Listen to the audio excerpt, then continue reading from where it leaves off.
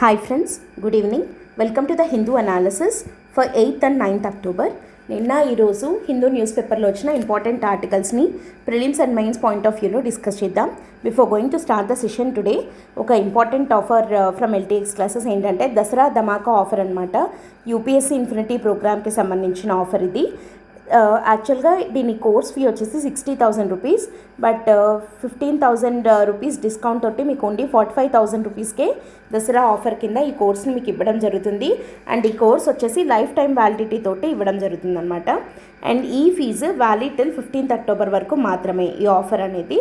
So కాబట్టి మీరు 15th October లోపు ఈ కోర్స్కి 45,000కే మీరు సబ్స్క్రైబ్ చేసుకోవచ్చు. For more details, you can contact this number. And same course, same offer is applicable even for optional infinity. Total 5 options available in LTX classes lo PSIR, Sociology, Public Administration, Anthropology and Telugu Literature. వీటి actual course fee వచ్చేసి 30,000 rupees అనమాట. But 7,500 rupees discount తోటి only 22,500కే మీకు ఇవ్వడం జరుగుతుంది. And ఇవి కూడా మీకు లైఫ్ టైం వ్యాలిడిటీ తోటే ఇస్తున్నారనమాట ఈ ఆఫర్ని. అండ్ ఈ ఆఫర్ కూడా it is valid till only 15th October వరకు మాత్రమే. So you can contact this number if you want to subscribe to this program. Okay, let us start the Hindu analysis today. నిన్న ఈరోజు మనకి హిందూ న్యూస్ పేపర్లో వచ్చిన important ఆర్టికల్స్ని, కామన్గా ఉన్న టాపిక్స్ అన్నింటినీ కన్సాలిడేట్ చేసి prelims and mains point of వ్యూలో ఏవైతే మనకి యూపీఎస్సీ ఎగ్జామ్ ఓరియంటేషన్లో ఇంపార్టెంటో వాటిని మనము డీటెయిల్గా డిస్కస్ చేయడం జరుగుతుంది. ఓకేనా?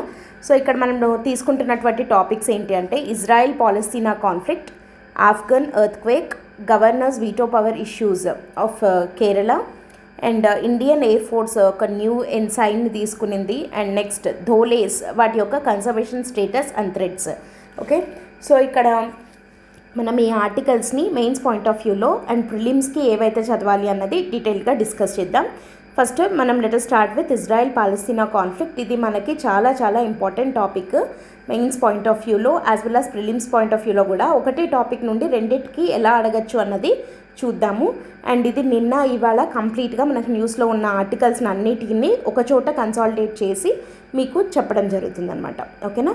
So let us start the first article, Israel Palestine conflict. ఇక్కడ మనకి నిన్న ఇవాళ కలిపి మనకి టోటల్గా ఇంపార్టెంట్ పాయింట్ న్యూస్లో వచ్చిన హెడ్లైన్స్ ఇవన్నీ అన్నమాట.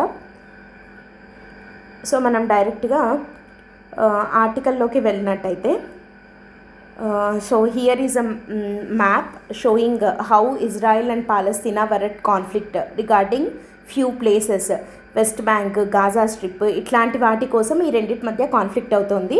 అసలు ఇదంతా దీని హిస్టరీ ఏంటి, ఎందుకని ఈ కాన్ఫ్లిక్ట్ అనేది ఇలా కంటిన్యూ అవుతుంది అన్న పాయింట్ ఆఫ్ వ్యూలో మనము డీటెయిల్డ్గా ఈ ఇజ్రాయెల్ పాలస్తీనా కాన్ఫ్లిక్ట్ గురించి ఇప్పుడు మనం డిస్కస్ చేద్దాం.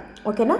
సో యాక్చువల్గా జ్యూస్ అనేది ఒక రిలీజియన్ కదా. జ్యూస్ అనేవాళ్ళు ఒక రిలీజియస్ కమ్యూనిటీ. ఈ జ్యూస్ అనేవాళ్ళు they are often subject to persecution. ఎందుకంటే వీళ్ళు లైక్ ఫారిన్ వేరే రిలీజియన్కి చెందిన వాళ్ళు అన్న ఉద్దేశంతో ఈ జ్యూస్ అనే కమ్యూనిటీ వాళ్ళు often they are subject to persecution, అంటే అణిచివేతకి గురి అవ్వబడేవాళ్ళు అనమాట.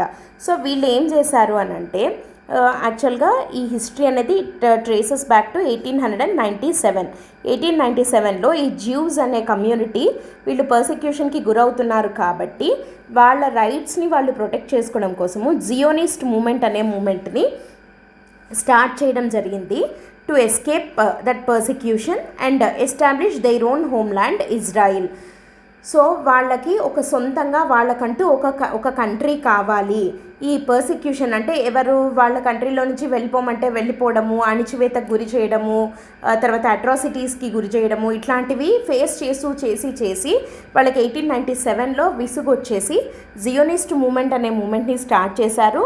అండ్ ఆ మూమెంట్ యొక్క మెయిన్ ఇంటెన్షన్ ఏంటంటే to establish their own home land. వాళ్ళకంటూ ఒక సొంత కంట్రీ కావాలి, that is nothing but Israel కావాలి అని చెప్పి ఈ జ్యూస్ కమ్యూనిటీ జియోనిస్ట్ మూమెంట్ 1897 ద్వారా దాని యొక్క ఎయిమ్గా పెట్టుకోవడం జరిగింది.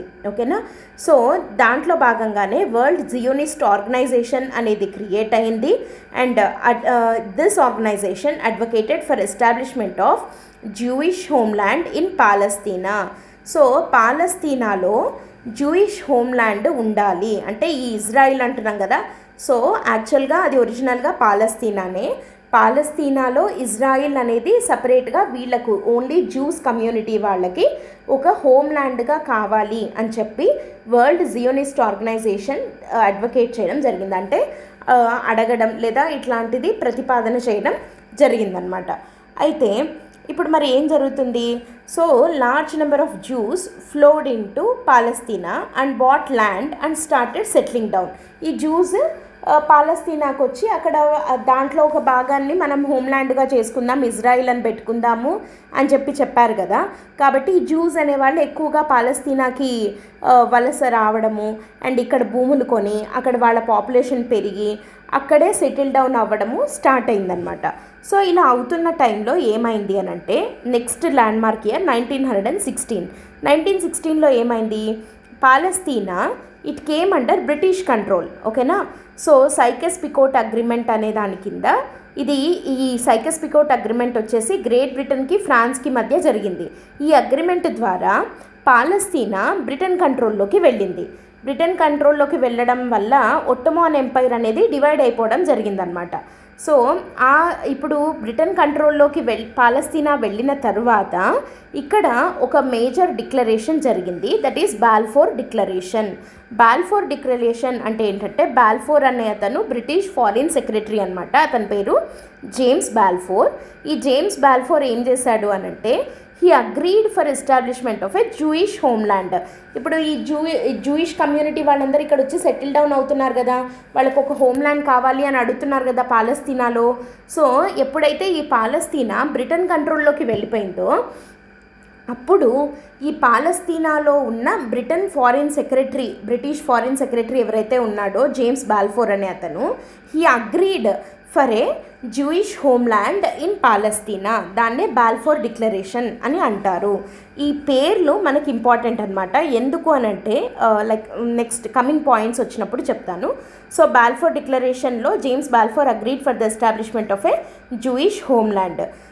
సరే, ఇతను అగ్రీ చేసిన తర్వాత ఏమైంది అని అంటే 1930స్కి వచ్చేసరికి ఈ జ్యూస్ యొక్క ఇన్ఫ్లక్స్ ఇంకా ఎక్కువైంది పాలస్తీనాలో. సో వాళ్ళ హోమ్ల్యాండ్కి అగ్రీ చేసిన తర్వాత ఇంకా ఏమవుతుంది, వీళ్ళు పాలస్తీనాలోకి వచ్చే ఈ జూయిష్ కమ్యూనిటీ వాళ్ళు ఇంకా పెరుగుతున్నారనమాట విపరీతంగా. మరి ఇలా విపరీతంగా పెరుగుతున్నప్పుడు మరి ఇక్కడ మనకు గుర్తుపెట్టుకోవాల్సింది ఏంటంటే, పాలస్తీనా అనేది ఏంటి, అరబ్ డామినేటెడ్ ఏరియా కదా, ముస్లిం అరబ్ డామినేటెడ్ ఏరియా. సో మరి జూయిష్ కమ్యూనిటీ వాళ్ళు వాళ్ళ ఏరియాలో పాలస్తీనాలో ముస్లిమ్స్ ఏరియాలోకి వచ్చి వాళ్ళ యొక్క పాపులేషన్ని పెంచుకుంటూ అక్కడ ల్యాండ్ కొంటూ విపరీతంగా సెటిల్మెంట్స్ పెంచుకుంటూ ఆక్యుపై చేసుకుంటూ వెళ్ళిపోతుంటే మరి అరబ్స్ ఎందుకు ఊరుకుంటారు? So they considered this as a threat to their homeland. యాక్చువల్గా పాలస్తీనా వాళ్ళ హోమ్ల్యాండ్ కాబట్టి వాళ్లకు జరిగిన థ్రెట్గా ఈ అరబ్ నేషన్స్ భావించడం జరిగింది. కాబట్టి there was a bitter fight between juice and Arabs. ఓకేనా. అప్పుడు బ్రిటిష్ గవర్నమెంట్ మాత్రము ఎలాంటి స్పందన లేకుండా ఒక సైలెంట్ స్పెక్టేటర్గా ఉండిపోయింది. ఓకేనా. సో తర్వాత ఏం జరిగింది అని అంటే, ఆ వైలెన్స్ అనేది సైలెంట్ స్పెక్టేటర్గా బ్రిటిష్ ఉండింది, ఆపాలి కదా, బ్రిటన్ కంట్రోల్లోనే పాలస్తీనా ఉంది. సో ఈ జూస్ అరబ్స్ ఫైట్ చేసుకుంటున్న టైంలో, చాలా వరస్ట్ వైలెన్స్ క్రియేట్ అవుతున్న టైంలో కూడా British was just a silent spectator to that bitter fight between juice and Arabs అనమాట. సో 1947కి వచ్చేసరికి ఈ వైలెన్స్ పీక్ స్టేజ్కి వెళ్ళిపోయి British government referred the question of the future of Palestine to UN. Britain ఏం చేసింది, ఇంతసేపు సైలెంట్ స్పెక్టేటర్గా ఉంది. 1947 వచ్చేసరికి ఇది ఇంకా మనం ఏమంటున్నాం, మనం 1930స్లో విపరీతంగా ఇన్ఫ్లక్స్ ఎక్కువైంది అన్నాం కదా జూస్ది. ఆ తర్వాత వీళ్ళ మధ్య ఫైటింగ్ కూడా ఎక్కువైంది. సో దాదాపు 17 years పాటు బ్రిటన్ ఎలాంటి స్పందన లేకుండా సైలెంట్ స్పెక్టేటర్గానే ఉండి 47లో ఇంకా అది పీక్ స్టేజ్కి వెళ్ళిపోయినప్పుడు బ్రిటన్ చేతులు ఎత్తేసి ఏం చేసింది, it referred the question of the future of Palestine. అసలు పాలస్తీనా ఫ్యూచర్ ఏంటి, ఏం చేయాలి అన్నది UNకి వదిలేసింది బ్రిటన్. ఇప్పుడు మరి UN ఏం చేసింది, UN voted to split the land into 2 countries.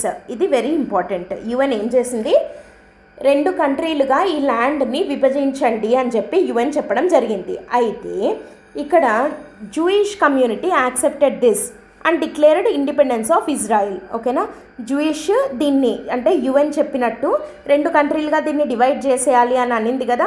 So Jewish community దాన్ని యాక్సెప్ట్ చేసింది అండ్ ఇజ్రాయిల్గా ఒక ఇండిపెండెంట్ కంట్రీగా ఇజ్రాయిల్ని డిక్లేర్ చేయడం జరిగింది. అయితే అరబ్స్ మాత్రము ఇది ఒక కాన్స్పిరసీ అంటే ఒక మోసంగా భావించడం జరిగింది. ఓకేనా, ఇది ఎట్లా చేస్తారు, ఇది మా హోమ్ల్యాండ్ కదా, దాన్ని వాళ్ళు వచ్చి ఆక్యుపై చేసుకోవడమే కాక మళ్ళీ దాన్ని 2 కంట్రీస్గా డివైడ్ చేస్తే అసలు వాళ్ళకి ఇవ్వాల్సిన అవసరం ఏముంది అని చెప్పి అరబ్ నేషన్స్ అంటున్నాయి. కాబట్టి దీన్నంతా ఒక కాన్స్పిరసీ ఒక కుట్రగా భావించడం జరిగిందనమాట అరబ్ నేషన్స్. కాబట్టి కాన్సిక్వెంట్లీ ఏమైంది, 1948లో అరబ్ స్టేట్స్ అన్నీ మూకుమ్మడిగా ఒక గ్రూప్ లాగా ఫామ్ అయ్యాయి అనమాట. ఓకేనా, లైక్ ఏవేవి, ఈజిప్ట్, జోర్దాన్, ఇరాక్, సిరియా ఇవన్నీ ఒక గ్రూప్గా కలిసి డిక్లేర్డ్ వార్ ఆన్ ఇజ్రాయిల్. ఓకేనా, ఎందుకంటే ఇజ్రాయిల్ అంటే జూయిష్ది. సో వీళ్ళందరూ ఎవరు, అరబ్స్. కాబట్టి ఈజిప్ట్, జోర్డాన్, ఇరాక్, సిరియా అందరూ కలిసి ఇజ్రాయిల్ మీద వార్ని డిక్లేర్ చేయడం జరిగింది. అయితే ఫైనల్గా కానీ కన్క్లూషన్ ఏంటి అని అంటే ఈ వార్లో గెలిచింది ఇంతమంది ఒక సైడ్ ఉన్నా కూడా ఇజ్రాయిల్ ఎమర్జ్డ్ యాజ్ విక్టోరియస్. ఓకేనా, అండ్ దీనివల్ల ఇంకా ఏం ప్రూవ్ అయింది అని అంటే ఒక్కొక్కటి ఈ ఇజ్రాయిల్ దాన్ని అంటే లైక్ కొంచెం లిమిటెడ్ ల్యాండ్కే పరిమితమైన ఇజ్రాయిల్ కాస్త ఎక్స్పాండ్ అవ్వడం కూడా స్టార్ట్ అయింది. So large number of Palestinians either flee or forced to move out of Israel and settle in refugee camps. అప్పటి నుండి ఏమైంది, ఈ అన్ని నేషన్స్ కలిసి కట్టగట్టుకొని ఇజ్రాయిల్ చేతిలో ఓడిపోవడంతో ఇజ్రాయిల్ ఇండిపెండెన్స్ ఇంకా పటిష్టం అవ్వడమే కాక ఫర్దర్గా ఇంకా అది ఎక్స్పాండ్ అవుతూ కూడా వస్తుంది. దానివల్ల ఏమవుతుంది, పాలస్తీనియన్స్ అక్కడ ఉన్న వాళ్ళు అంటే ఈ పాలస్తీనియన్స్ ఎవరైతే ఒరిజినల్గా ఉన్న వాళ్ళు ఎవరైతే ఉంటారో వాళ్ళు వేరే కంట్రీస్కి పారిపోవాల్సిన లేదా వెళ్ళిపోవాల్సిన పరిస్థితి ఏర్పడింది, లేదా వాళ్ళని ఫోర్స్ఫుల్గా బయటికి పంపించేసేయడము ఇట్లాంటివి జరుగుతున్నాయన్నమాట. సో వాళ్ళు ఇజ్రాయిల్ బార్డర్లో బయట పక్క రెఫ్యూజీ క్యాంప్స్లో ఉండాల్సి రావడము ఇట్లాంటివి జరుగుతున్నాయి. సో దీన్నే మనం ఏమంటామంటే పాలస్తీన్ రెఫ్యూజీ క్రైసిస్ అని చెప్పి అంటాము. Palestine refugee crisis it led to the creation ఈ రెఫ్యూజీ క్రైసిస్. సో ఇంత అన్యాయం జరిగింది కదా పాలస్తీనా వాళ్ళకి, ఇట్లా రెఫ్యూజీస్గా మనం వచ్చి బయటకు వచ్చేస్తున్నాము, ఇంత క్రైసిస్ సిచ్యువేషన్లో మనం ఉన్నాము అన్న దీంట్లో పుట్టిండేదే ఒక terrorist organisation that is PLO, Palestinian liberation organisation in the year 1964. Okay, PLO అనేది ఫామ్ అవ్వడం జరిగింది యాజ్ అ టెర్రరిస్ట్ ఆర్గనైజేషన్. ఎందుకు ఇది ఇట్లా టెర్రరిస్ట్ ఆర్గనైజేషన్గా క్రియేట్ అయింది అంటే because of this Palestine refugee crisis. ఈ క్రైసిస్ ఎందుకు వచ్చింది, ఇజ్రాయిల్ వాళ్ళు ఫోర్స్ఫుల్గా వీళ్ళని బయటికి పంపడం వల్ల. ఓకేనా, సో 1964లో ఈ PLO ఫామ్ అయింది. అయితే 1967లో ఇజ్రాయిల్ ఈ అరబ్ నేషన్స్ ఉన్నాయి కదా ఇందాక ఈ పాలస్తీనాకి సపోర్ట్గా వెళ్ళిన ఈజిప్ట్, సిరియా, జోర్డాన్ ఉన్నాయి కదా, వీటి మీద ప్రియంటివ్ స్ట్రైక్ చేయడం జరిగింది.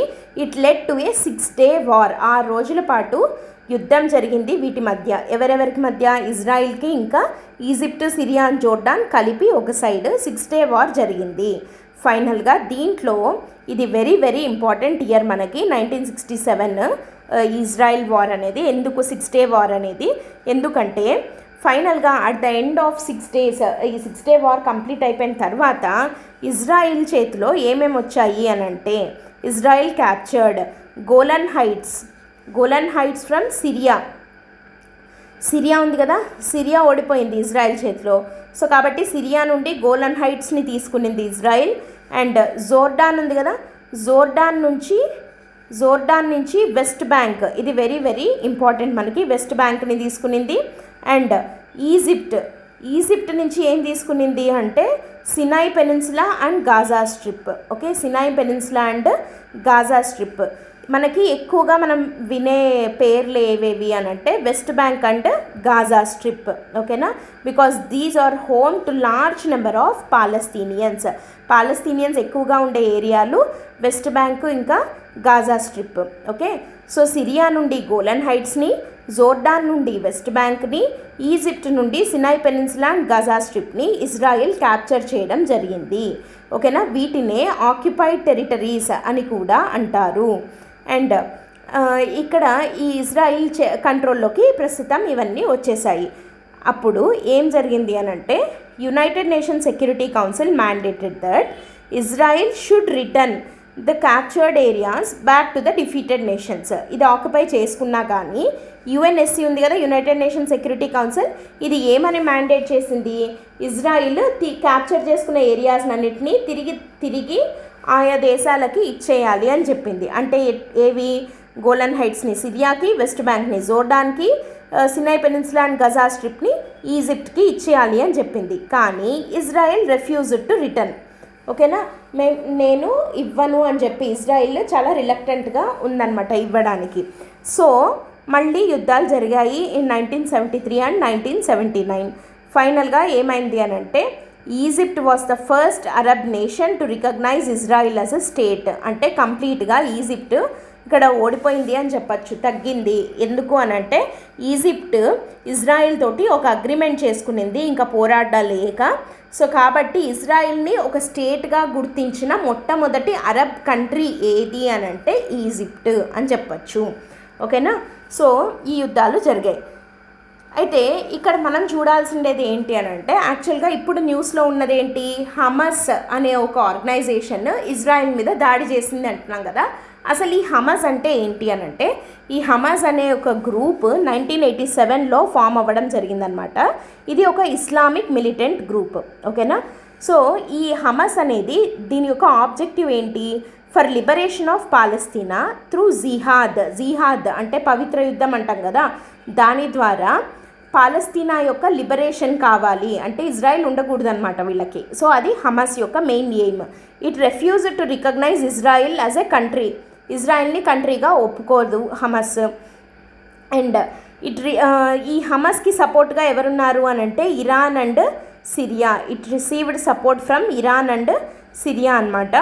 అండ్ దీని తర్వాత ఇప్పుడు మనం హమాస్ని కొంచెంసేపు పక్కన పెట్టేస్తే మళ్ళీ ఏం జరుగుతుంది అంటే, ఇజ్రాయిల్ అండ్ పాలస్తీనా టెన్షన్స్ 1987లో మళ్ళీ విపరీతంగా పెరిగాయి. దాన్నే ఫస్ట్ ఇంతిఫదా అని అంటారు. ఓకేనా, సో ఫస్ట్ ఇంతిఫదా అంటే ఫస్ట్ కాన్ఫ్లిక్ట్ అన్నట్టు అనమాట. ఓకే, సో దీనివల్ల అఫెక్టెడ్ ఏరియాస్ ఎక్కువగా ఏవి అని అంటే వెస్ట్ బ్యాంక్, గాజా స్ట్రిప్. ఇందాక చెప్పుకున్నాం కదా, ఇక్కడ ఎక్కువగా ఉండే పాపులేషన్ ఎవరు, Palestinians. So West Bank and Gaza Strip were the most affected areas in first intifada. And so ఈ ఫస్ట్ ఇంతిఫదా జరిగిన తర్వాత వచ్చిన అవుట్కమ్మే Oslo peace accord. This is very very very important. మనకు ప్రీవియస్గా ఒక క్వశ్చన్ అడగడం జరిగింది, Oslo peace accord was signed between, అంటే అది ఏ రెండు కంట్రీస్ మధ్య పీస్ అకార్డ్, ఇజ్రాయిల్కి ఇంకా పాలస్తీనాకి. దీని మీడియేటర్స్ ఎవరు అంటే యుఎస్ అండ్ రష్యా అనమాట.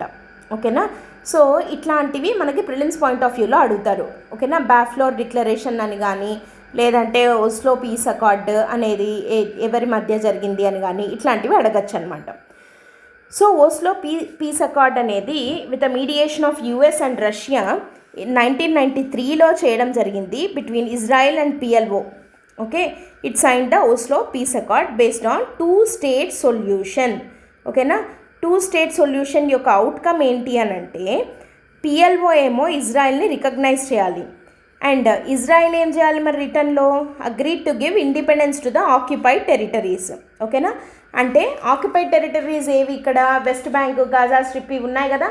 సో వీటికి ఇండిపెండెన్స్ ఇవ్వడానికి ఇజ్రాయెల్ ఒప్పుకోవాలి, అండ్ ఇజ్రాయెల్ని ఒక కంట్రీగా పిఎల్ఓ రికగ్నైజ్ చేయాలి. ఇది 2 స్టేట్ సొల్యూషన్. అంటే ఇక్కడ ఇండిపెండెన్స్ అయితే ఇస్తుంది ఇజ్రాయెల్, కానీ they remained under Israel's position అనమాట. సో కాబట్టి ఇది ఓస్లో పీస్ అకార్డ్ అంటే. కానీ మళ్ళీ ఏం జరిగింది, 2000 to 2005 మధ్య సెకండ్ ఇంతిఫదా అంటే సెకండ్ మేజర్ కాన్ఫ్లిక్ట్ అనమాట. ఇక్కడ విపరీతమైన వైలెంట్ అప్రైజింగ్ జరిగింది. సో కాబట్టి ఒక డిఫెన్సివ్ మెజర్లో భాగంగా ఇజ్రాయిల్ ఏం చేసింది, వెస్ట్ బ్యాంక్ బ్యారియర్ని కట్టడం జరిగింది to separate Israel and Palestine settlements. పాలస్తీనాకి ఇజ్రాయిల్ సెటిల్మెంట్స్కి మధ్యలో వెస్ట్ బ్యాంక్ బ్యారియర్ అనే దాన్ని ఇజ్రాయిల్ కన్స్ట్రక్ట్ చేయడం జరిగిందనమాట. అయితే ఇప్పుడు మీన్ వైల్ మనం ఇంకొకటి ఏం చూడాలి అని అంటే ఫతా అనే ఇంకో గ్రూపింగ్ ఉంది. ఈ ఫతాకి ఇంకా హమస్కి మధ్య ఉండే కాన్ఫ్లిక్ట్ ఏంటి, ఓకేనా. సో ఫతాకి హమస్కి ఉండే కాన్ఫ్లిక్ట్ ఏంటి అని అంటే, హమస్ ఏంటి, ఈ ఓస్లో అకార్డ్ ఉంది కదా, ఓస్లో అకార్డ్ని హమస్ యాక్సెప్ట్ చేయదు, ఓకేనా. అండ్ ఈ హమస్ ఉండే ఏరియా వచ్చేసి గాజా ఏరియా, గాజా స్ట్రిప్ ఉంది కదా, ఈ గాజా స్ట్రిప్ని హమస్ కంట్రోల్ చేస్తుంది with the support of Iran. Hamas Gaza స్ట్రిప్ని కంట్రోల్లో పెట్టుకునింది. అయితే ఫతా ఏం చేస్తుంది, ఇట్ యాక్సెప్టెడ్ ఓస్లో రికార్డ్ని ఫతా యాక్సెప్ట్ చేసింది and it controlled West Bank అనమాట. సో వెస్ట్ బ్యాంక్ ఏరియాని వచ్చేసి ఫతా కంట్రోల్లో పెట్టుకునింది. అండ్ ఇదేంటి అని అంటే పీస్ అకార్డ్ని యాక్సెప్ట్ చేసింది. వెరస్ హమస్ అనే ఈ ఆర్గనైజేషన్ ఉంది కదా, ఇదేమో ఓస్లో అకార్డ్ని ఒప్పుకోలేదు. బికాజ్ ఎందుకంటే లైక్ ఇజ్రాయిల్ని రికగ్నైజ్ చెయ్యము అన్నది వీళ్ళ ఉద్దేశం అని ఇందాక చెప్పుకున్నాం కదా. సో ఇజ్రాయిల్ని యాక్సెప్ట్ చేయరు కాబట్టి వీళ్ళ ఓస్లో అకార్డ్ని కూడా యాక్సెప్ట్ చేయలేదు. అండ్ గాజా స్ట్రిప్ వచ్చేసి వీళ్ళ కంట్రోల్లో ఉంది with the support of Iran. వీళ్ళకి ఇరాన్ ఫుల్ సపోర్ట్ చేస్తుంది హమస్ గ్రూపింగ్కి. అయితే 2006లో ఈ హమస్ గ్రూపింగ్ ఎలక్షన్స్లో గెలిచిందనమాట, ఇక్కడ మన పాలస్తీనాలో. సో ఈ గాజా స్ట్రిప్ ఈ ఏరియాలో గెలవడం వల్ల ఈ టజల్స్ అనేవి ఇంకా ఇంటెన్సిఫై అయ్యాయి. సో ఒక లాంగ్ స్ట్రగుల్ తర్వాత ఈ హమస్ అండ్ ఫతా గ్రూప్స్ మధ్య 2011లో ఒక రీకన్సిలేషన్ ప్యాక్ట్ జరిగిందంటే సంధి ఒప్పందం కుదిరిందనమాట. సరే, ఇదంతా జరుగుతుంటే ఇప్పుడు యుఎస్ యొక్క స్టాండ్ ఏంటి, యుఎస్ రోల్ ఏంటి, అసలు ఇజ్రాయిల్ పాలస్తీనా కాన్ఫ్లిక్ట్కి యుఎస్కి ఉన్న సంబంధం ఏంటి అంటే, మనం ఇందాకటి నుంచి చెప్పుకుంటున్నాం ఏమని, యుఎస్ ఇంకా రష్యా మీడియేటర్లుగా ఉంది అని చెప్పి. సో ఇక్కడ యుఎస్ ఒక మీడియేటర్ లాగా ఈ రెండు కంట్రీస్ మధ్య వ్యవహరిస్తుందన్నమాట. But it is questioned by Palestinians. కానీ యుఎస్ చాలా పార్షియాలిటీ చూపిస్తోంది టువర్డ్స్ ఇజ్రాయిల్ అని చెప్పి పాలస్తీనియన్స్ ఎప్పుడు యుఎస్ పట్ల డౌట్ తోటి ఉంటారనమాట ఇన్ ఇట్స్ మీడియేషన్ రోల్. ఎందుకు అలా అంటూ ఉంటారు అనంటే, యుఎన్ఎస్సి ఉంది కదా, United nation security council. So United nation security council యొక్క డెసిషన్స్ ఎప్పుడన్నా ఇజ్రాయిల్కి వ్యతిరేకంగా ఏదన్నా ఒక రెజల్యూషన్ కానీ అలాంటిది వచ్చినప్పుడు, ఇజ్రాయిల్కి వ్యతిరేకంగా రెజల్యూషన్ వచ్చిన ప్రతిసారి యుఎస్ దానికి వీటో చేస్తూ వచ్చింది. అనంటే ఇజ్రాయిల్కి సపోర్ట్గా ఉన్నట్టే కదా, అంటే ఇజ్రాయిల్ పట్ల సానుభూతి చూపిస్తున్నట్టే. కాబట్టి పాలస్తీనియన్స్ యుఎస్ పట్ల వ్యతిరేకతతోటి ఉన్నారు కొంత. అండ్ ఇంకోటి ఏంటి అనంటే, ఇజ్రాయిల్ యుఎస్ నుంచి every year $3 billion direct foreign assistance కింద పొందుతుంది. అండ్ ఇది ఎంత ఎక్కువ అనంటే, total US foreign aid budget, అంటే మిగతా కంట్రీస్కి యుఎస్ ఎంత అయితే ఫారిన్ ఎయిడ్ ఇవ్వాలి అని చెప్పి దాని బడ్జెట్ ఎంతైతే ఉందో ఫారిన్ ఎయిడ్ బడ్జెట్, అందులో 1/5 ఆఫ్ ద పార్ట్ ఒక ఇజ్రాయిల్కే యుఎస్ ఇస్తుంది అని అంటే ఏమని అర్థం, యుఎస్ ఈజ్ ప్రో ఇజ్రాయిల్ అని అర్థం కదా. సో కాబట్టి పాలస్తీనా వాళ్ళు they are questioning the role of US as mediator, అంటే మధ్యలో ఉంటూ ఇద్దరికి ఈక్వల్గా ఉన్నాం, న్యూట్రల్గా వ్యవహరిస్తున్నాము అనే దాన్ని పాలస్తీనియన్సే క్వశ్చన్ చేస్తున్నారనమాట. అండ్ ఇంకోటి ఏంటి, US also veto Palestinian bid for statehood at యుఎన్లో స్టేట్హుడ్ కోసం అని చెప్పి పాలస్తీనియా అడుగుతున్నప్పుడు, అంటే బిడ్డింగ్ చేస్తున్న టైంలో యుఎస్ దానికి వ్యతిరేకంగా దానిని వీటో చేయడం జరిగింది. కాబట్టి still Palestine is enjoying the status of non observer status అన్నమాట యుఎన్లో. కాబట్టి అందుకని కూడా పాలస్తీనియన్స్ ఆర్ అగెయిన్స్ట్ యుఎస్ అనమాట. సో అసలు ఎందుకు యుఎస్ మరి ఇట్లా ప్రో ఇజ్రాయిల్గా ఉంది అని అంటే, యుఎస్లో Jews have significant control over US media and their economy. Okay, US మీడియాలో కానీ తర్వాత యుఎస్ ఎకానమీలో కానీ జ్యూస్ చాలా కీ రోల్ ప్లే చేస్తారు. సో ఆబ్వియస్లీ జూయిష్ కమ్యూనిటీకి చెందిన ఇజ్రాయిల్కే యుఎస్ అనేది ప్రోగా ఉంటుంది కదా. మరి ఇది ఎప్పుడూ యుఎస్ ఒకటే రకంగా వ్యవహరిస్తోందా, is it the same for all the time అంటే నో అనమాట. ఎందుకు అనంటే, యాక్చువల్గా ఒబామా టైం ముందు వరకు కంప్లీట్లీ ప్రో ఇజ్రాయిల్ స్టాండే తీసుకుంది యుఎస్. కానీ ఒబామా అడ్మినిస్ట్రేషన్ వచ్చినప్పుడు యుఎస్ ఇజ్రాయిల్ రిలేషన్షిప్ కొంతవరకు డీగ్రేడ్ అయింది. ఇక్కడ ఏంటంటే, Israel was irritated by Iran nuclear deal of Iran nuclear deal అనమాట. సో కాబట్టి కొంతవరకు ఈ రెండింటి మధ్య ఉన్న రిలేషన్ డీగ్రేడ్ అయింది అని చెప్పచ్చు. కానీ మళ్ళీ ట్రంప్ టైంకి వచ్చేసరికి మోర్ ప్రో ఇజ్రాయిల్గా వ్యవహరిస్తూ వచ్చింది యుఎస్. మరి జో బైడెన్ టైంలో ప్రస్తుతం అంటే ఇప్పటి వరకు న్యూట్రల్గానే ఉండింది, అలా ప్రో ఇజ్రాయిలీగా అనిపించలేదు, అలా అని పాలస్తీనాకి అగెయిన్స్ట్గా కూడా పాలస్తీనాకి సపోర్ట్గా అన్నట్టు కూడా లేదనమాట, డీగ్రేడ్ అయినట్టు కూడా మనకి ఎక్కడ కనపడదు. కానీ ఎప్పుడైతే ఈ హమాస్ వచ్చి స్ట్రైక్ చేసిందో ఇజ్రాయెల్ మీద దాడి, ఎప్పుడైతే ఈ హమాస్ పొలిటికల్ మిలిటరీ ఆర్గనైజేషన్ లేదా సింపుల్గా చెప్పాలంటే టెర్రరిస్ట్ ఆర్గనైజేషన్ ఇజ్రాయెల్ మీద మెరుపు దాడి చేసేసరికి వెంటనే ఇమ్మీడియట్లీ యుఎస్ డిక్లేర్డ్ దట్ దాని ఎయిర్ ప్లేన్స్, తర్వాత వార్షిప్స్, వార్ ప్లేన్స్ ఇవన్నీ కూడా ఇమ్మీడియట్గా ఇజ్రాయెల్కి సపోర్ట్గా మేము పంపుతున్నాము అని చెప్పి యుఎస్ డిక్లేర్ చేయడం జరిగింది. సో సింపుల్గా చెప్పాలంటే యుఎస్ మొత్తం గ్లోబ్లో ఉన్న అన్ని కంట్రీస్కి ఏమని చెప్తోంది అని అంటే, మేము ఇజ్రాయెల్కి సపోర్ట్ చేస్తున్నాము. So if you are going against Israel then ఆటోమేటిక్గా ఏమని అర్థం, యుఎస్ తోటి కూడా మనం ఇండైరెక్ట్గా వార్లో ఉన్నట్టే అర్థం కదా. సో యుఎస్ అట్లాంటి స్టాండ్ తీసుకునింది that it wanted to support Israel in this Israel-Palestina conflict, particularly when Hamas attacked Israel అనమాట. ఓకే, ఎందుకంటే అది ఒక అమానుషమైన దాడి చేసింది హమాస్ అనే టెర్రరిస్ట్ ఆర్గనైజేషన్. సో కాబట్టి మేము ఖచ్చితంగా ఇజ్రాయెల్కి సపోర్ట్ చేస్తున్నాము by sending our war planes and war ships అని చెప్పి యుఎస్ చెప్పడం జరిగిందనమాట.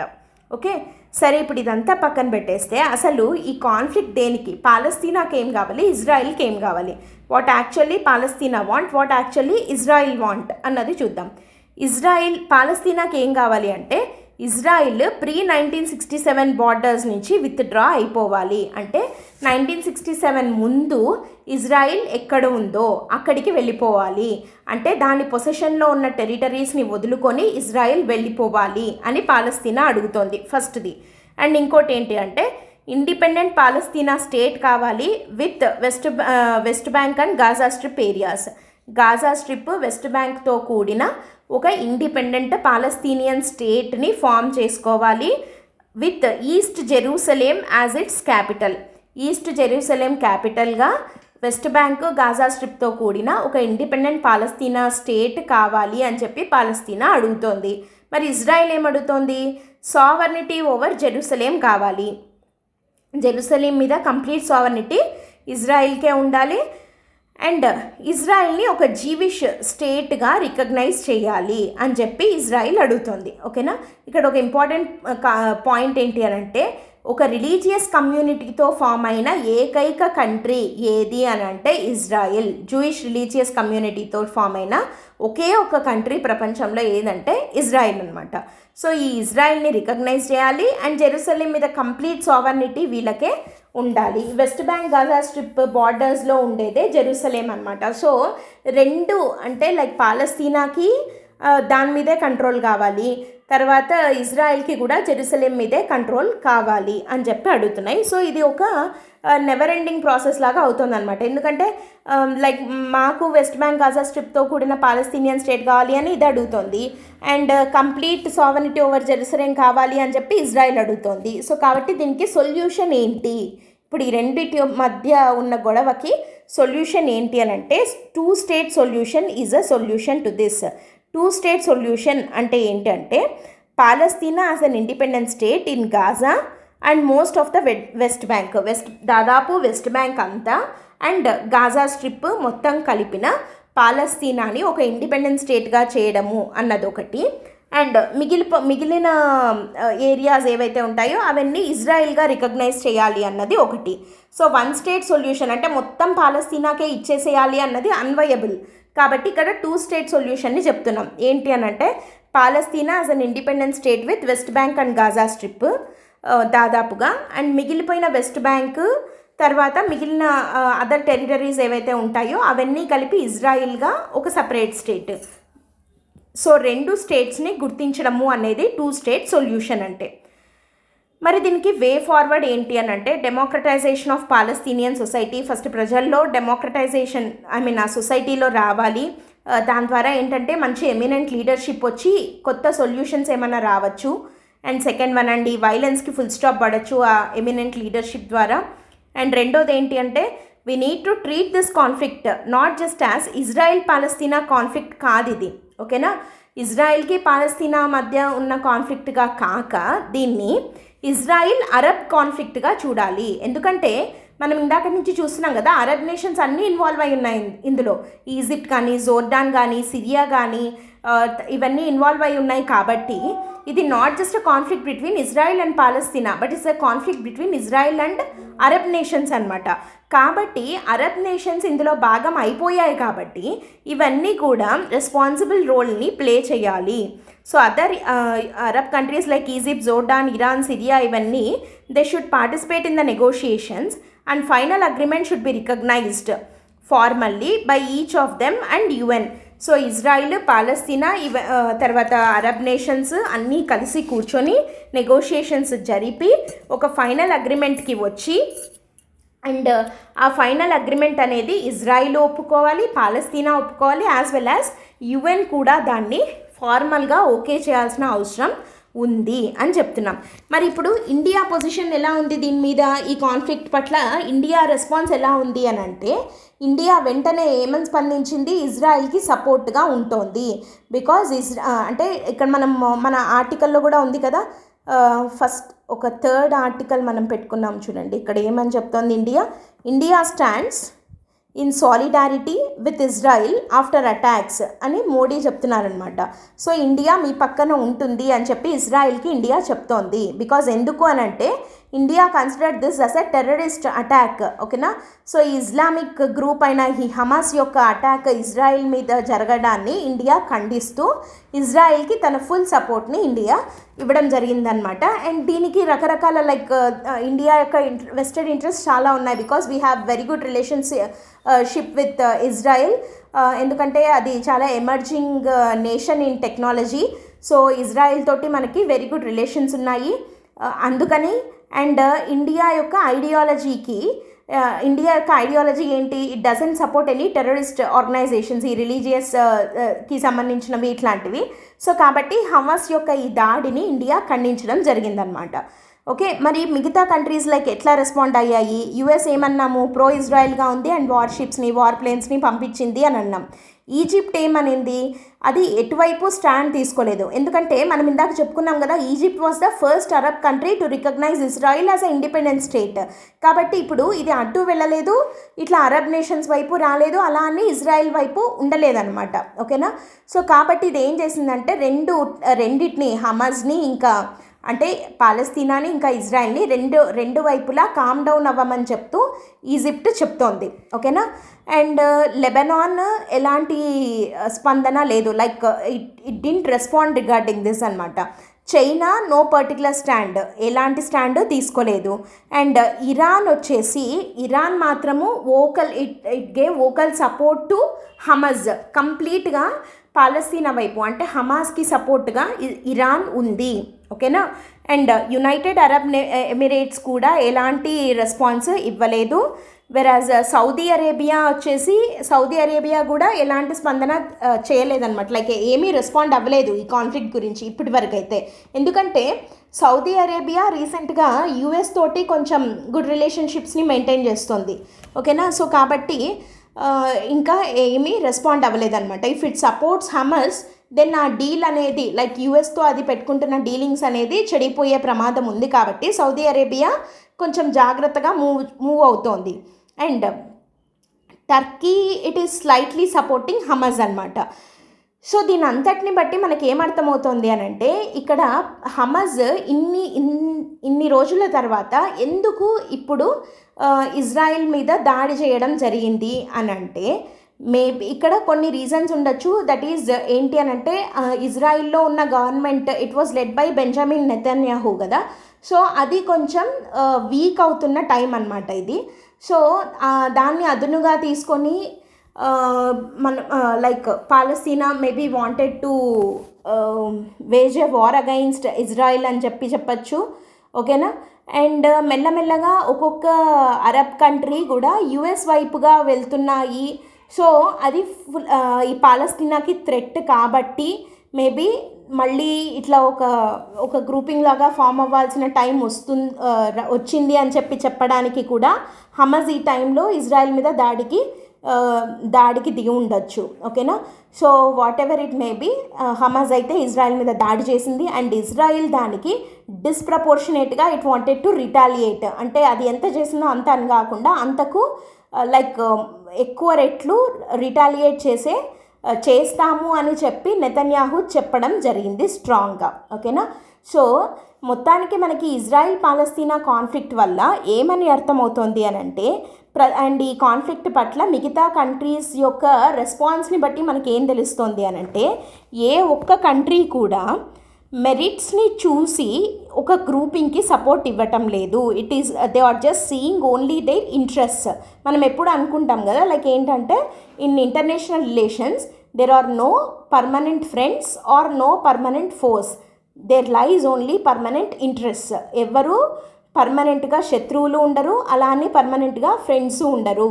పర్మనెంట్గా ఉండేవి ఏమన్నా ఉన్నాయంటే అవి ఓన్లీ ఇంట్రెస్ట్ మాత్రమే ఉంటాయి. సో ప్రతి ఒక్క కంట్రీ దాని యొక్క ఇంట్రెస్ట్కి తగినట్టు ఏదో ఒక సైడ్ని తీసుకుంటోంది. సో మెరిట్స్ని బట్టి కాక ఇంట్రెస్ట్ని బట్టి మూవ్ అవుతున్నాయి కంట్రీస్ అనేవి. సో కాబట్టి జియో పొలిటికల్ కాన్ఫ్లిక్ట్స్ ఇంకా మీదట ఏదన్నా వచ్చినా కూడా అవి రిజాల్వ్ అయ్యేదానికి అవకాశం చాలా తక్కువ. ఇది ఎప్పుడు ఇంకా ఇట్లా కంటిన్యూ అవుతూనే ఉంటాయి అని చెప్పి అనొచ్చు అనమాట. ఎందుకంటే ఫర్ ఎగ్జాంపుల్ ఇప్పుడు మనము యుఎస్ విషయమే కనుక తీసుకుంటే ఒకవేళ యుఎస్ ఇప్పుడు ఇజ్రాయెల్ వైపు స్టాండ్ తీసుకోవడానికి కారణము ఒక టెర్రరిస్ట్ ఆర్గనైజేషన్ అయిన హమాస్ ఇజ్రాయెల్ మీద దాడి చేసింది, అది చాలా అమానుషము, అందుకని మేము ఇజ్రాయెల్కి సపోర్ట్ ఇస్తున్నాము అని చెప్పి యుఎస్ అంటున్నట్టయితే దెన్ ఇండియా మీద ఇన్నిసార్లు దాడికి గురి చేస్తున్న జైషీ మొహమ్మద్ మీద కానీ లేకపోతే అల్ఖైదా మీద ఇలాంటివి ఇండియా మీద ఎన్నిసార్లు దాడి చేసినా కూడా మరి why US is not vocal in supporting India, ఎందుకు సపోర్ట్ చేయట్లేదు అంటే ఇక్కడ ఇది టెర్రరిస్ట్ ఆర్గనైజేషన్ ఒక కంట్రీ మీద అటాక్ చేసింది ఇది కాదనమాట. It is pro Israel. Because ఎందుకు అంటే మనం ఇందాక అనుకున్నట్టు యుఎస్లో Jewish community is dominating its media and also its economy. కాబట్టి ఖచ్చితంగా జూయిష్ కమ్యూనిటీకి చెందిన ఇజ్రాయిల్కి అది సపోర్ట్ చేయాలి కాబట్టి చేస్తోంది అంతే. ఓకేనా. సో ఇందాక అన్నట్లు మెరిట్స్ని బట్టి కాక ఇంట్రెస్ట్ని బట్టి ప్రతి ఒక్క కంట్రీ దాని యొక్క స్ట్రాటజీని మూవ్ చేస్తున్నాయి. ఇది మనకి సో ఈ కాన్ఫ్లిక్ట్ వల్ల రాబోయే రోజుల్లో వెస్ట్ ఏషియన్ నేషన్స్లో ఈ జియో పొలిటికల్ సిచ్యువేషన్ ఎలా వర్సన్ అవుతుందా, ఏదైనా ఇంప్రూవ్మెంట్ ఉంటుందా అన్నది మనం చూడాలి. ఫర్దర్గా వచ్చే ఆర్టికల్స్లో మళ్ళీ వీటి గురించి మనం డిస్కస్ చేద్దాం. ఓకేనా. So this is the first article. Let us move on to the second one ఏంటంటే Afghanistan earthquake. The people who died in the Afghanistan earthquake ఇది 2060 మెంబర్స్ చనిపోవడం జరిగింది. It is one of the deadliest earthquakes in the country అనమాట. Last 2 decadesలో ఎప్పుడు ఇంత deadliest earth quake రాలేదు ఆఫ్ఘనిస్తాన్లో. అండ్ ఇప్పుడు మనం సింపుల్గా దీని గురించి ఒక 2-3 పాయింట్స్ మనం చూద్దాము.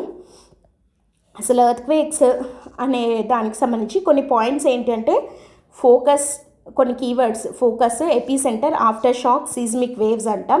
ఫోకస్ అంటే ఏంటంటే అసలు ఎర్త్ క్వేక్ పుట్టిన point, originating point of the earth quake, ఆ టెక్టోనిక్ ప్లేట్స్ యొక్క కొలిజన్ వల్ల ఎక్కడైతే ఎర్త్ క్వేక్ పుడుతోందో దాన్ని ఫోకస్ అని అంటారు. అండ్ ఎపీ సెంటర్ అంటే ఏంటి అని అంటే the point that is directly above the focus. కింద ఫోకస్ ఉంటే మనకి డైరెక్ట్లీ అబౌవ్ ఉండే పాయింట్ని ఎపీ సెంటర్ అని చెప్పి అంటారనమాట. ఇవి ప్రిలిమ్స్లో అడిగిన పాయింట్స్, ఇవి కీవర్డ్స్ ఇవి. ఆఫ్టర్ షాక్స్ అంటే ఏంటంటే ఒక పెద్ద ఎర్త్క్వేక్ వచ్చిన తర్వాత అవి ఇంకా కింద ప్లేట్స్ ఇంకా సెటిల్ డౌన్ అవ్వవు కాబట్టి immediately they will be followed by minor earthquakes. అక్కడ ఇక్కడ ఇంకా కొంచెం కదలికలు వస్తూ ఉంటాయి, చిన్న చిన్న ఎర్త్క్వేక్స్ అవుతూ ఉంటాయి అన్నమాట. వాటిని ఆఫ్టర్ షాక్స్ అని అంటారు. ఓకే.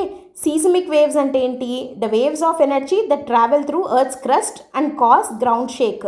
ఎర్త్స్ క్రస్ట్లో జరిగిన ఎర్త్స్ క్రస్ట్లో ట్రావెల్ అయ్యే ఈ వేవ్స్ ఆఫ్ ఎనర్జీ వల్ల గ్రౌండ్ షేక్ వస్తుంది, గ్రౌండ్ షేక్ అవుతుందన్నమాట. వాటిని సీజమిక్ వేవ్స్ అని చెప్పి అంటారు. ఓకేనా. సో ఇవి ఎర్త్ క్వేక్స్కి సంబంధించిన ఇంపార్టెంట్ కీవర్డ్స్. అసలు ఈ ఎర్త్ క్వేక్స్ ఎందుకు వస్తాయి అంటే మనకందరికీ తెలిసిన రీజన్సే. ఒకటి ప్లేట్ టెక్టోనిక్స్, వోల్కానిక్ యాక్టివిటీ వల్ల రావచ్చు, హ్యూమన్ యాక్టివిటీస్ లైక్ ఈ ఆయిల్ డ్రిల్లింగ్, గ్యాస్ కోసం డ్రిల్లింగ్ చేయడము ఇట్లాంటివి, and reservoir induced earth quakes రావచ్చు, గ్లేషియల్ రీబౌండ్ అంటే ఎక్స్పాన్షన్ లేదా రీట్రీట్, వీటిల్లో ఏవి జరిగినా కూడా ఎర్త్ క్వేక్స్ వేటి వల్ల అయినా కానీ ఎర్త్ క్వేక్స్ వచ్చే అవకాశం ఉంది. ఆఫ్ఘనిస్తాన్లో ఎందుకు ఎర్త్ క్వేక్స్ ఎక్కువ వస్తాయి అని అంటే it is at the collision of India and Eurasian tectonic plates. ఇది టెక్టోనిక్ ప్లేట్ బౌండరీలో ఉందన్నమాట. ఇండియా ప్లేట్కి అండ్ యురేషియన్ ప్లేట్ కొలిషన్ వల్ల ఎక్కువగా మనకు ఆఫ్ఘనిస్తాన్లో ఎర్త్ క్వేక్స్ వస్తూ ఉంటాయి. So it is seismically more active అంటే మోర్ ఎర్త్ క్వేక్ ప్రోన్ అని. సో ఈ రెండిటి యొక్క కొలిజన్లో ఉన్న ఏరియా కాబట్టి దాన్ని థ్రస్ట్ ఫాల్ట్ అని చెప్పి అంటారు. సో థ్రస్ట్ ఫాల్ట్ మీద ఉన్న ఏరియా కాబట్టి ఆఫ్ఘనిస్తాన్లో we see more earthquakes. And దాంతోపాటు it is surrounded by Hindu Kush mountains కదా, సో వాటి ఇంపాక్ట్ కూడా మనకి ఆఫ్ఘనిస్తాన్ మీద ఎక్కువగా ఉంటుందన్నమాట. So Afghanistan is more seismically active because it is surrounded by hemmed by Hindu Kush mountains and also it is at the thrust fault అనమాట. అంటే it is at the collision boundary of India and Eurasian tectonic plates కాబట్టి ఆఫ్ఘనిస్తాన్లో earthquakes ఎక్కువగా వస్తూ ఉంటాయి. Here I am not going much deep into like what are the measures that should be taken to mitigate from the earthquakes అవన్నీ వెళ్ళట్లేదు. If you want you can refer those అనమాట. ఇవి జనరల్గా దేనికైనా ఒకటే ఉంటాయి, కాకపోతే ఇది లైక్ ఇండియాలో జరిగినది కాదు కాబట్టి I'm not going much deeper into this topic. ఓకేనా. అయితే ఇక్కడ మనం చూసాం the earthquake was followed by strong aftershocks అని. ఆఫ్టర్ షాక్స్ అంటే ఏంటంటే ఒక పెద్ద ఎర్త్ క్వేక్ వచ్చిన తర్వాత మళ్ళీ చిన్న చిన్న లైక్ క్వేక్స్ లాగా రావడం, అంటే చిన్న చిన్న కదలికల్లో లాగా షేకింగ్ లాగా జరిగి చనిపోవడం. సో మొత్తానికి ఆఫ్ఘనిస్తాన్లో వచ్చిన ఈ ఎర్త్ క్వేక్ వల్ల దాదాపు 2060 మెంబర్స్ చనిపోయారు. And it was one of the deadliest earthquakes in the country in the last 2 decades. Okay na? So this is the second article. Let us move on to the third one. Third one enti ante Kerala government to move special leave petition in Supreme Court against governor over 8 pending bills. ఇది ఒక పెద్ద issue అనమాట. Like ఇది only not just it is limited to Kerala, ఇది వేరే స్టేట్స్లో కూడా అవుతూనే ఉంది ఈ ఇష్యూ అనేది రిగార్డింగ్ గవర్నర్ అవుతున్న ఇష్యూ అనమాట. ఇది ఏంటి ఇష్యూ అన్నది మనం డీప్గా ఇప్పుడు డిస్కస్ చేద్దాం. ఇక టోటల్గా ఇష్యూ ఏంటి అంటే మామూలుగా మనకి అందరికీ తెలిసిన విషయమే దట్ ఏంటంటే స్టేట్ లెజిస్లేచర్స్లో ఒక బిల్లుని ఇంట్రడ్యూస్ చేస్తారు. ఏదైనా లైక్ లెజిస్లేషన్స్ చేయాలి ఓవర్ స్టేట్ సబ్జెక్ట్స్ అని అంటే బిల్ని ఇంట్రడ్యూస్ చేయడం జరుగుతుంది in state legislature. If it is bicameral then state legislative assembly first అని కాదు, state legislative assembly and state legislative council bicameral అయితే, లేదు యూనికామరల్ అయితే ఓన్లీ అసెంబ్లీ ఉంటుంది. సో ఇది పాస్ చేసిన తర్వాత, బైకామరల్ అయితే ఈ రెండు పాస్ చేసిన తర్వాత then this bill will be sent for the assent of the గవర్నర్కి బిల్లుని పంపించడం జరుగుతుంది. ఈయన అసెంట్ లేదా ఈమె అసెంట్ ఆ బిల్లుకి వచ్చిన తర్వాత then this bill will become act. ఆ బిల్లు యాక్ట్ ఎప్పుడవుతుంది, యాక్ట్గా అయితేనే బిల్లు ఫోర్స్లోకి వచ్చినట్టు. సో బిల్లు యాక్ట్గా ఎప్పుడవుతుంది అంటే once it receives the assent of the governor in the state. So ఇది కాన్స్టిట్యూషన్ గవర్నర్కి ఇచ్చిన ఈ పవర్ ఏదైతే ఉందో it is discussed under article 200 of the constitution. దీన్ని మనము వీటో పవర్స్ అని అంటాము. ఇదే ప్రెసిడెంట్కి కూడా ఉంటాయి. In case of union legislature ఏమవుతుంది అని అంటే లోక్సభ ఇంకా రాజ్యసభ రెండు హౌసెస్ ఒక బిల్ని పాస్ చేసిన తర్వాత then that bill will be sent for the assent of the president. And అప్పుడు ఆర్టికల్ 123 కాదు, ఆర్టికల్ 311. సో ఇక్కడ veto powers of the president ఉంటాయన్నమాట. సో ఈ వీటో పవర్స్లో ప్రెసిడెంట్ లైక్ దాన్ని ఆ బిల్లు మీద ఎలాంటి యాక్షన్ తీసుకోవచ్చు అనేది డిస్కస్ చేయడం జరిగింది. సో ఇక్కడ మనం ఆర్టికల్ 200 గురించి ఇప్పుడు మనం మాట్లాడతాం regarding the veto powers of the governor. అసలు గవర్నర్కి ఏమేమి అధికారాలు ఉంటాయి అన్నది మనం చూద్దాం. ఇప్పుడు అయితే ఇక్కడ ఇష్యూ ఏంటి అని అంటే ఇష్యూ చూసే ముందు ఆర్టికల్ 200 చూద్దాము. ఆర్టికల్ 200 కింద గవర్నర్ ఏం చేయొచ్చు, ఒక బిల్లు స్టేట్ లెజిస్లేచర్స్ పాస్ చేసి గవర్నర్ దగ్గరికి వస్తే governor can give his assent, withhold his assent, return the bill for reconsideration of the state legislature or reserve the bill for the assent of president. అతను ఆ బిల్లుకి assigned ఇవ్వచ్చు, అంటే okay అని చెప్పి అంగీకారం తెలపచ్చు, లేదా విత్హోల్డ్ చేయొచ్చు అసెంట్ ఏమి ఇవ్వకుండా, లేదా ఆ బిల్లుకి కొన్ని రికమెండేషన్స్ చేస్తూ, అంటే కొన్ని చేంజెస్ని సజెస్ట్ చేస్తూ మళ్ళీ రీకన్సిడర్ చేయండి ఈ మార్పులని అని చెప్పి స్టేట్ లెజిస్లేచర్కి వెనక్కి తిప్పి పంపచ్చు, లేదా ప్రెసిడెంట్ యొక్క అసెంట్ని ప్రెసిడెంట్కి ఆ బిల్లుని రిజర్వ్ చేయొచ్చు. ఓకేనా. So reserve the bill for the assent of ప్రెసిడెంట్ని ఒకసారి ఈ బిల్లుని చూడండి అని కూడా చెప్పచ్చు అండర్ ఆర్టికల్ 200. ఈ 4 ఆల్టర్నేటివ్స్ గవర్నర్ దగ్గర ఉన్నాయి in case of bills passed by the state legislature. Give his assent, withhold his assent, return the bill for reconsideration of state legislature or reserve the bill for the assent of president. ఒకవేళ ఈ 4th alternative కనుక తీసుకుంటే ఏం జరుగుతుంది అనేది article number, ఇది 200 కదా, 201 చెప్తుంది. ఏమని 201 ఏంటి అంటే presidential veto over state legislation అని అంటాం దీన్ని. అంటే గవర్నర్ ద్వారా ప్రెసిడెంట్కు వచ్చినటువంటి ఒక బిల్లు మీద ప్రెసిడెంట్కు ఉన్న వీటో పవర్స్ ఏంటి అని చెప్పేది ఆర్టికల్ నెంబర్ 201. ప్రెసిడెంట్కి ఏమేమి ఆల్టర్నేటివ్స్ ఉంటాయంటే he also can give assent, can withhold his assent. మూడోది ఏంటి అంటే he can direct the governor to return the bill for reconsideration of the state legislature. అంటే ఇక్కడ మనకి ఎట్లయితే గవర్నర్ రిటర్న్ చేయగలడో under article 200, in the same way governor ద్వారా వచ్చిన ఒక స్టేట్ లెజిస్లేషన్ పంపిన బిల్లు మీద ప్రెసిడెంట్ కూడా గవర్నర్ని రీడైరెక్ట్ చేస్తాడు. ఏమని అనంటే ఈ బిల్లుని మళ్ళీ స్టేట్ లెజిస్లేచర్ యొక్క రీకన్సిడరేషన్కి పంపండి అని చెప్పి ప్రెసిడెంట్ కెన్ సెంట్. ఓకేనా. సో ఇది 201. అయితే మనకి ఇష్యూ వచ్చిండేది ఆర్టికల్ నెంబర్ 200 దగ్గర. ఏం జరుగుతోంది అని అంటే ఎక్కడెక్కడ జరుగుతున్నాయి అని అంటే తమిళనాడులో, తెలంగాణలో, వెస్ట్ బెంగాల్లో, కేరళలో ఈ 4 స్టేట్స్ ఇప్పుడు ఎక్కువగా న్యూస్లో ఉంటున్నాయన్నమాట regarding this issue about article number 200. ఎందుకంటే ఈ నీట్ ఎగ్జామ్ ఉంది కదా, మెడికల్ ఎంట్రన్స్ది. సో దీనికి సంబంధించి దీని నుంచి తమిళనాడు స్టేట్ని ఎగ్జామ్ చేయాలి అని చెప్పి తమిళనాడు స్టేట్ లెజిస్లేచర్ ఒక బిల్ని పాస్ చేయడం జరిగింది.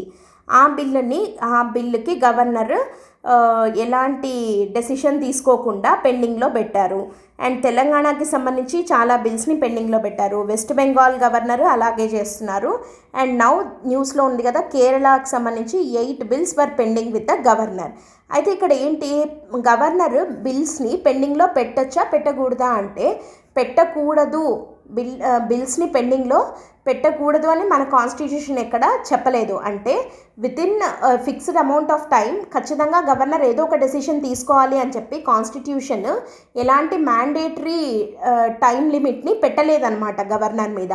And that was being taken as advantage by governors. ఎందుకు అని అంటే ఇక్కడ మనం ఒకసారి చూసినట్టయితే ఇక్కడ ఈ 4 స్టేట్స్ కూడా మనకి యూనియన్లో ఏ పార్టీ అయితే పవర్లో ఉందో అది కాదు, ఇవి రీజనల్ పార్టీస్ కదా ఈ 4. సో కాబట్టి వాటికి సంబంధించిన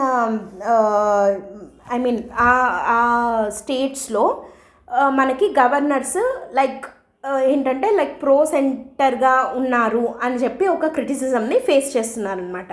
అయితే ఇక్కడ మరి అందుకని ఈ స్టేట్ కేరళ ఏం చేసింది, ఇట్ మూవ్డ్ సుప్రీంకోర్టు. ఏమని ఆ కేసెస్లో సుప్రీంకోర్టు ఏమని చెప్పింది అని అంటే governor must not sit over the bills for long period. Governor అన్ని రోజులు ఎలాంటి డిసిషన్ తీసుకోకుండా బిల్స్ మీద ఉండిపోకూడదు. And respond as soon as possible, వీలైనంత తొందరగా దాని మీద ఏదో ఒక డెసిషన్ని తీసుకోవాలి. ఎందుకంటే అలా తీసుకోకపోతే దాన్ని మనం ఏమంటున్నామంటే it is a new term, ఇది ప్రజెంట్ ఫుల్ పాపులర్ అవుతున్న ట్రెండ్ అనమాట. ఏంటంటే గుబర్నటోరియల్ ప్రొకాస్టినేషన్. గుబర్నటోరియల్ పవర్స్ అంటే ఎవరెవరు అంటే ప్రెసిడెంట్, గవర్నర్ వీళ్ళు ఉంటారు కదా, వీళ్ళని గుబర్నటోరియల్ ఫంక్షనరీస్ అని అంటారనమాట. సో వీళ్ళ యొక్క ప్రొకాస్టినేషన్ అంటే ఊరికే వాయిదాలు వేయడము ఇలాంటివి, అంటే ఏం చేయకుండా అలా పెండింగ్లో పెట్టడము అదనమాట. సో ఈ గుబర్నటోరియల్ ప్రొకాస్టినేషన్ అనేది మేజర్ థ్రెట్. ఎందుకు అనంటే ఒక స్టేట్ లెజిస్లేచర్ దాని యొక్క పనులని in accordance with the constitution చేయనీయకుండా ఆపడమే కదా. ఎందుకంటే స్టేట్స్ ఏమో బిల్స్ని పాస్ చేస్తున్నాయి, కానీ అవి ఎన్ఫోర్స్ అవ్వాలి అని అంటే ఖచ్చితంగా ఈ గవర్నర్ యొక్క అసెంట్ అనేది కావాలి. కానీ వాళ్ళు ఎలాంటి యాక్షన్ తీసుకోకుండా అలా పెండింగ్లో పెట్టేస్తున్నారు.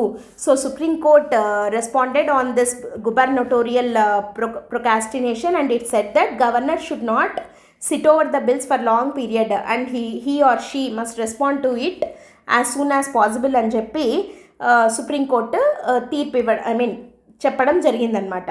అయితే లీగల్ ఆర్గ్యుమెంట్స్ ఏమున్నాయి against this delaying of assent అంటే ఇందాక మనం అనుకున్నట్టు state government is unable to function in accordance with the constitution.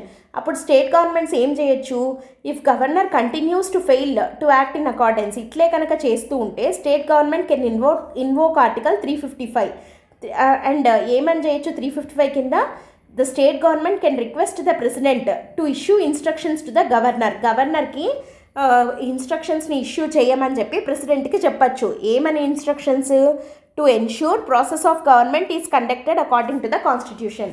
So స్టేట్లో in accordance with the constitution governor పనిచేయట్లేదు కాబట్టి ప్రెసిడెంట్ని రిక్వెస్ట్ చేయొచ్చు to issue instructions to the governor to act in accordance with the constitution under article 355. So ఇది state government can do that అనమాట.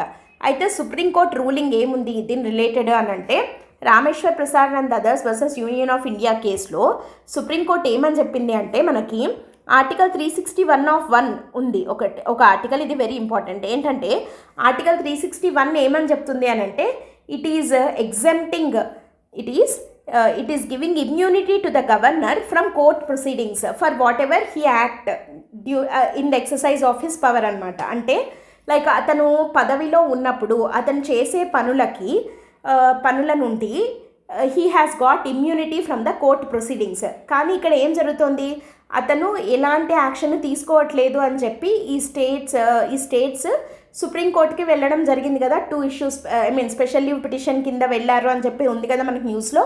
అయితే మరి కానీ గవర్నర్కి ఇమ్యూనిటీ ఉంది ఫ్రమ్ కోర్ట్ ప్రొసీడింగ్స్ అని అంటున్నాము, for any act done in the exercise of their powers అని. కానీ సుప్రీంకోర్టు ఏమని చెప్పింది Rameshwar Prasad and others versus Union of India కేసులో అంటే ఆర్టికల్ 361 కింద గవర్నర్కి కోర్టు ప్రొసీడింగ్స్ నుంచి ఇమ్యూనిటీ ఉంది for acts he has done అని అంటే it doesn't mean that courts cannot examine the validity of the action on the ground of mala fide అని చెప్పింది. అంటే గవర్నర్ ఏదైనా తప్పుగా అతని పనిలో భాగంగా అతను ఏదైనా తప్పు డెసిషన్ కనుక తీసుకుంటే అప్పుడు కూడా అతనికి కోర్ట్ ప్రొసీడింగ్స్ నుంచి ఇమ్యూనిటీ ఉంది అని అర్థం కాదు. ఓకేనా? సో జనరల్గా ఇమ్యూనిటీ ఉంటుంది for acts he has done, but it doesn't mean that courts cannot examine the validity of the action on the ground of mala fide on the ground of mala fide అతని action యొక్క వ్యాలిడిటీని court question చేయకూడదు అని లేదు under article 361 అని చెప్పి Rameshwar Prasad and others versus Union of India కేసులో supreme court క్లియర్గా ruling ఇవ్వడం జరిగింది. సో ఇప్పుడు అదే కేసు ప్రకారము ఇక్కడ గవర్నర్ తీసుకున్న యాక్ట్స్కి వ్యతిరేకంగా కోర్టు ప్రొసీడింగ్స్కి ఇమ్యూనిటీ ఉంటుందేమో, కానీ ఇక్కడ the states are moving the governors of those states for their inaction towards giving their assent to the bills అనమాట కదా. వాళ్ళు ఏమి యాక్షన్ తీసుకోవట్లేదు, పెండింగ్లో పెట్టేస్తున్నారు అలాగా. సో దానివల్ల ఏమవుతుంది, in accordance with the constitution states cannot run the government, total గవర్నెన్సే ఫెయిల్యూర్ అవుతుంది, పాలసీ పెరాలిసిస్ వస్తుంది, ఇట్లా రకరకాల ఇష్యూస్ అవుతాయి. అండ్ ఫైనల్గా ఇక్కడ supreme court has to play very responsible role now. ఎందుకంటే చాలా క్లియర్ వర్డిక్ట్ అనేది ఇవ్వాలి. ఏమని ఇవ్వాల్సి ఉంటుంది అంటే గవర్నర్స్కి కంపల్సరీగా ఒక మ్యాండేటెడ్ టైం లిమిట్ పెట్టాలి, పాకెట్ వీటో లాగా. అంటే ఏంటంటే for like any number of days they can withhold అన్నట్టు పెట్టకుండా ఖచ్చితంగా ఇన్ని రోజుల లోపల ఏదో ఒక డెసిషన్ తీసుకోవాలి అని చెప్పి క్లియర్గా సుప్రీంకోర్టు గవర్నర్స్కి లేదా ఈ గుబర్నటోరియల్ ఆఫీసర్స్ లైక్ ప్రెసిడెంట్కి, గవర్నర్కి వీళ్ళకి ఒక రూలింగ్ ఇవ్వాల్సి ఉంటుంది సుప్రీంకోర్టు. సో దట్ ఇది నాట్ జస్ట్ ఏదో ఒక గవర్నర్ ఇష్యూ, ఒక ప్రెసిడెంట్ ఇష్యూ కాదు, it is about the federal issue కదా ఇది. ఎందుకంటే స్టేట్స్ యొక్క పవర్ని ఎంక్రోచ్ చేస్తున్నట్టు. ఓకే, ఇక్కడ మనం ఎందుకంటే governor as a agent of centre మనం చూస్తాం స్టేట్స్లో కదా. సో ఇది ఒక ఫెడరల్ డిస్ప్యూట్గా మారే ప్రమాదం ఉంది. ఓకేనా? సో ఫెడరలిజం యొక్క స్ఫూర్తిని అకార్డింగ్ టు ఇండియన్ కాన్స్టిట్యూషన్ ఈ ఫెడరలిజం అనేది మనకు ఉంది కాబట్టి ఆ స్ఫూర్తిని నిలబెట్టేందుకు గాను ప్రస్తుతం సుప్రీంకోర్టు మీద ఒక పెద్ద రెస్పాన్సిబిలిటీ ఉంది to uphold the spirit of federalism in India. ఓకేనా? సో చూడాలి మరి సుప్రీంకోర్టు దీని మీద ఏమని చెప్తుందో. Okay, let us move on to the next article. Indian air force unveils new ensign as it marks 91st century. ఇది ఏం లేదు, ఒక చిన్న పాయింట్ అంతే. ఏంటంటే ఇండియన్ ఎయిర్ ఫోర్స్ 91st యానివర్సరీని పూర్తి చేసుకున్న సందర్భంగా ఒక న్యూ ఎన్సైన్ ఇవ్వడం జరిగింది. దాని ప్రకారం ఇక్కడ ఒక కొత్త ఎయిర్ ఫోర్స్ క్రెస్ట్ని పెట్టడం జరిగిందనమాట. దాని ఫ్లాగ్లో at the top right corner of the ensign towards the fly side ఒక కొత్త లైక్ ఎయిర్ ఫోర్స్ క్రెస్ట్ని పెట్టింది. సో అదొక చిన్న పాయింట్ అంతే. అండ్ దాని మీద సత్యమేవ జయతే అని చెప్పి ఉంటుంది. అండ్ దాని మోటో కూడా అందులో రాయడం జరుగుతుంది. నాట్ ఇంపార్టెంట్, బట్ జస్ట్ ఒక పాయింట్ కింద చెప్తున్నాము. Indian air force unveils new ensign as it marks its 91st anniversary అనమాట. ఓకే, నెక్స్ట్ పాయింట్ వచ్చేసి, నెక్స్ట్ ఆర్టికల్ వచ్చేసి prey base habitat dictate Asiatic wild dog tiger coexistence అని చెప్పి ఒక article వచ్చింది. So it is about Asiatic wild dogs. ఈ Asiatic wild dogs ఇది మనకి ఎన్విరాన్మెంట్ వైల్డ్ లైఫ్ కన్జర్వేషన్ కింద very important topic in prelims point of view. ఎందుకంటే ఇట్లాంటివి మనకి ప్రిలిమ్స్లో ఎక్కువగా అడుగుతుంటారనమాట. సో ఇక్కడ మనం ఏషియన్ వైల్డ్ డాగ్స్ గురించి మాట్లాడుతున్నాము. వీటినే ధోలేస్ అని అంటారు. ఈ ధోలేస్ అనేవి ఏంటి అంటే వైల్డ్ కార్నివోరస్ యానిమల్స్ అనమాట. సో ఇవి మమ్మేలియన్ క్లాస్ మ్యామల్స్. వీటినే ఏషియన్ వైల్డ్ డాగ్స్ అని అంటారు, ఎందుకంటే ఇవి ఎక్కువగా ఏషియన్ రీజియన్లో ఉండేవి కాబట్టి. సో ఆబ్వియస్లీ హ్యాబిటాట్ మనం చూసినట్టయితే southern Russia, central Asia, south Asia, south east Asia ఇవి వీటి యొక్క మెయిన్ హ్యాబిటాట్ జోన్స్. ఇక్కడ ఎక్కువగా ఉంటాయి ఈ ధోలేస్ అనేవి. అండ్ పర్టికులర్గా ఇండియా విషయానికి వస్తే 3 clustersలో we can see the presence of this ధోలేస్.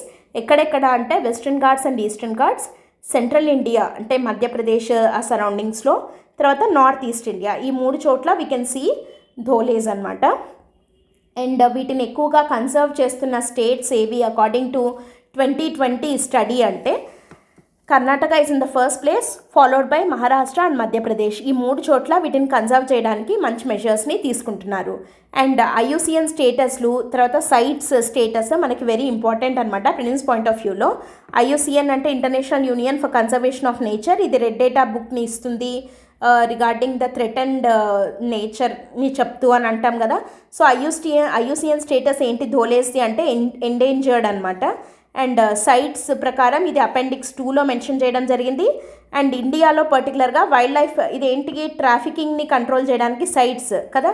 And wild life protection act 1972 కింద అయితే ఇది షెడ్యూల్ 2 లిస్ట్లో ఉందన్నమాట Asiatic wild dog. Okay, dhole అనేది. అండ్ దీనికి ముఖ్యంగా ఉన్న థ్రెట్స్ మనం ఇందాకే చూసాము. దట్ హ్యాబిటాట్ లాస్ ఒకటైతే ప్రే బేస్ అంటే దీని ఆహారం ఏదైతే ఉంగులట్స్ అంటామన్నమాట వాటి యొక్క సంఖ్య తగ్గిపోతుంది. సో ప్రే బేస్ తగ్గిపోతే ఆటోమేటిక్గా లైక్ ఫుడ్ చైన్ లాగా కదా ఇది. సో ప్రే తగ్గిపోతే అంటే దీని ఆహారం తగ్గిపోతే ఆటోమేటిక్గా వీటి పాపులేషన్ కూడా తగ్గుతుంది. అండ్ హ్యాబిటాట్ లాస్, తర్వాత పర్సిక్యూషన్ వీటిని ఎక్కువగా చంపేయడము ఇట్లాంటివి అవుతుందన్నమాట. లైవ్ స్టాక్ ప్రిడేషన్ కింద like these are being more persecuted. And disease transfer, ఈ వైల్డ్ డాగ్స్ నుంచి వాటి నుంచి ఎక్కువగా డిసీజెస్ అనేవి వీటికి ట్రాన్స్ఫర్ అవుతున్నాయి అన్నమాట. సో దానివల్ల కూడా దీస్ ధోలేస్ ఆర్ ఫేసింగ్ ఎక్స్టింక్షన్ అనమాట. సో కాబట్టి వీటిని కన్సర్వ్ చేయాల్సిన అవసరం ఉంది. ఇది మనం ప్రిలిమ్స్ పాయింట్ ఆఫ్ వ్యూలో ఇట్లాంటివి వెరీ వెరీ ఇంపార్టెంట్. యాక్చువల్గా మనకి గ్యాంగటిక్ రివర్ డాల్ఫిన్ గురించి కూడా ఒకటి వచ్చింది, but it is not that important. అది ఒక బ్రీడింగ్ దాని గురించి వచ్చిందనమాట. అండ్ మళ్ళీ ఈసారి మనము ఎప్పుడన్నా న్యూస్లో ఉన్నప్పుడు విల్ డిస్కస్ దట్. ఓకేనా? ఇట్లాంటివి ఏదన్నా న్యూస్లో ఉంటే మనం we can expect a question in prelims point of view అనమాట. Okay, so these are the articles today. And before going to end the session, Dasara Dhamaka offer కింద UPSC ఇన్ఫినిటీ ఆఫ్లైన్ ప్రోగ్రామ్ వైజాగ్లో యాక్చువల్గా ఫీ వచ్చి 1 lakh rupees, బట్ 25,000 డిస్కౌంట్తో 75,000కి ఇవ్వడం జరుగుతుంది. With life time validity మీకు కోర్స్ని ఇవ్వడం జరుగుతుంది అనమాట. అండ్ దీనికి ఫ్రీ ఆన్లైన్ యాక్సెస్ కూడా ఇస్తారు. అండ్ ఈ offer valid till 15th October. 15th October లోపు మీరు 25,000 డిస్కౌంట్ తోటి యూపీఎస్సీ ఇన్ఫినిటీ ఆఫ్లైన్ ప్రోగ్రామ్కి సబ్స్క్రైబ్ అవ్వచ్చు at Vizag. And here is the address of Vizag branch. If you have any doubts you can contact this number. And ఇంకొకటి, UPSC infinity programme offline కోర్సే వైజాగ్లోనే. దీంట్లో GS, CSAT, test series కలిపిన programme. యాక్చువల్గా fee 60,000, but 20,000 discount తోటి 40,000కే మీకు ఇవ్వడం జరుగుతుందన్నమాట. And దీంట్లో free online access కూడా ఇస్తారు వర్త్ 30,000 రూపీస్. సో ఈ దసరా ధమాకా ఆఫర్ని 15th అక్టోబర్ లోపు మీరు యూటిలైజ్ చేసుకొని ఈ ప్రోగ్రామ్కి సబ్స్క్రైబ్ అవ్వచ్చు. సో వీటన్నిటికి సంబంధించి మీకు ఏదైనా డౌట్స్ ఉన్నా ఆర్ మీకు ఇంకా ఏమైనా క్లారిఫికేషన్స్ కావాలన్నా you can contact this number or else you can visit the website ltxclasses.com, లేదా మీరు డైరెక్ట్గా ఎల్టీఎక్స్ బ్రాంచ్ వైజాగ్కి వెళ్ళి కూడా మీరు క్లారిఫికేషన్స్ చేసుకోవచ్చు అండ్ డెమోస్ని కూడా వినొచ్చు.